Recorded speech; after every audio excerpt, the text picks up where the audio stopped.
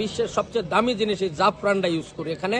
এটা মুঘল সম্রাটরা একসময় আপনারা ঘাটলেই দেখতে পারবেন যে মুঘল সম্রাটদের সবচেয়ে আভিজাত্য খাবারের 1 নম্বর স্থান ছিল জাফরান।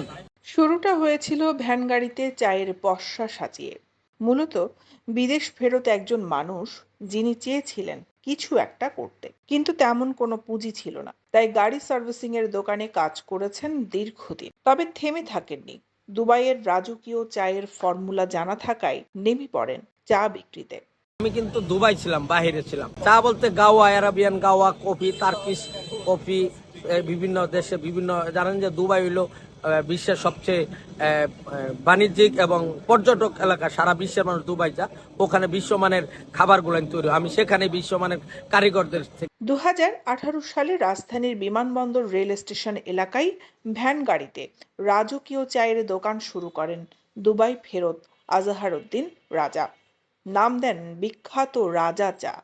কাজু বাদাম, জাফরান ও পেস্তা বাদাম সহ নানান দামি সব উপকরণ দিয়ে শুরু হয় বিশেষ এই চায়ের দোকান।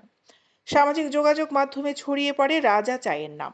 হুমড়ি খেয়ে পড়ে ভোজন প্রেমীরা। সেই ভ্যান গাড়ি থেকে শুরু হওয়া রাজা চায়ের আজ কক্সবাজার সহ দেশের বিভিন্ন প্রান্তে 28টি দোকান রয়েছে। তার সব দোকানেই প্রতি কাপ চা বিক্রি হয় 30 ও 50 টাকায়। কক্সবাজারের লাবণী পয়েন্টে এক সাক্ষাৎকারে তিনি বলেন, এই চাটা বাহিরের মানুষ, যেরকম বাংলাদেশে আমরা একসময় ফুটকা রুটি, বনরুটি করতাম, অন্য বনরুটি কাটটা কিছু ঢুকাইলে এটা বার্গার হয়ে যায়। চাটাও আরো ট্রেডিশনাল হয়েছে। মোবাইল গুলো যেরকম আগে অ্যান্ড্রয়েড ছিল না, আপডেট হইতে হইতে এখন অনেক অনেক উপর উঠছে।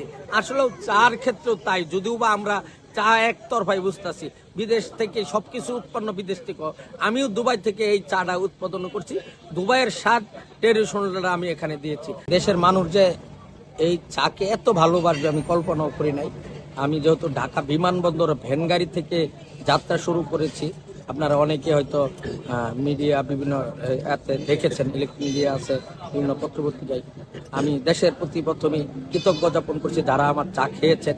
নয়তো দেখেন, যে ছেলে 6,000 টাকা বেতনের জন্য চাকরি পিছিয়ে ঘুরছে, চাকরি হয় না, সেই ছেলে কিন্তু আজকে 12 থেকে 28,000 টাকা বেতনে চাকরি দিচ্ছে বাংলাদেশও।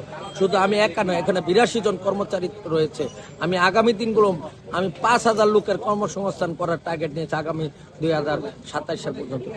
দৈনিক আজাদী নিউজ ডেস্ক।